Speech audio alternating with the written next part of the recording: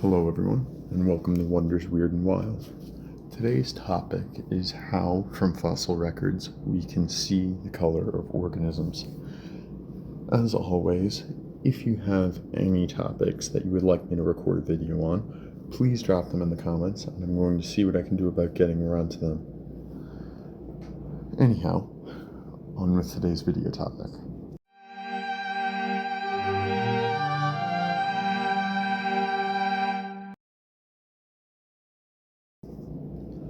The first discovery of a fossil was documented in 1677 by Robert Plot. Ever since then, paleontologists have been gaining a consistently better understanding of prehistoric organisms. One of the real things that has never been entirely clear, though, is what the physical appearance of many of these organisms are. We only have records of specific tissues like bone or impressions that organisms make in the silt or sand or whatever they died in. But we never actually have much of their true appearance, especially when it comes to color.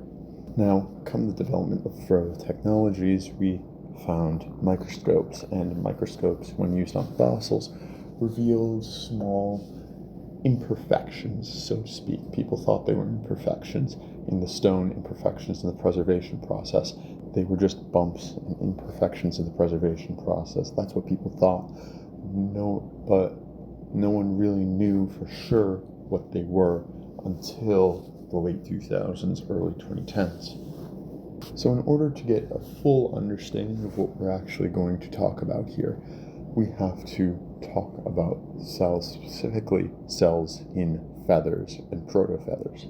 So cells in feathers contain organelles that are called melanosomes, and melanosomes are the organelles that produce different types of melanin, which are the pigment molecules that cause us to have different colors. Now, melanosomes have a couple important characteristics.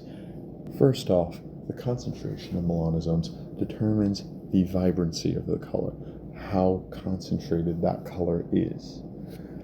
Secondly, the shape of melanosomes determines the specific type of melanin that it produces, and thus the different colors.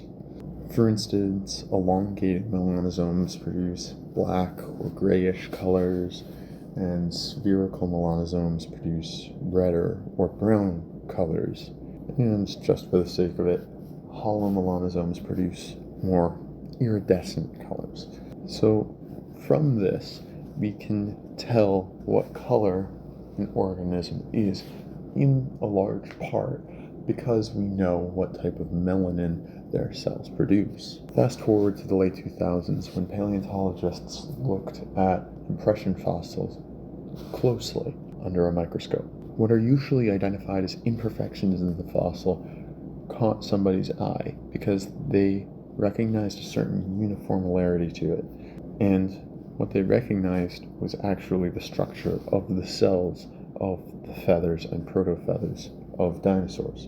Now, the wonderful thing is that based on those cells, they were actually able to recognize some of the internal structures that were left in impressions in the stone, including melanosomes.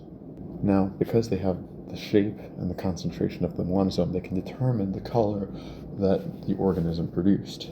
This deepened our understanding of paleontology significantly. So much so that it was actually listed as one of the Smithsonian's top 10 scientific discoveries for the decade of the 2000s to the 2010s. It's that significant. It deepens our understanding of the natural world that much. Now, mind you, this is not a perfect system. A lot of the pigments that animals gain are from their diet.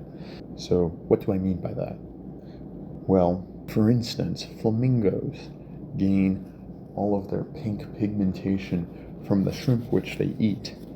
And those shrimp just have a ton of pink pigments, which causes the flamingos to then have a ton of pink pigments. There could be similar systems with prehistoric organisms, and we don't know that because we can't see the actual pigment molecules which they have. We can only see the pigments which they naturally produce because of those melanosomes. We can see the melanosomes, thus we know the color of pigment which they naturally produce. This does give us a very good general idea of what dinosaurs looked like, though, and from this discovery we were able to produce the first ever accurately colored photo of a dinosaur, being this, a photo of Sinosauropteryx.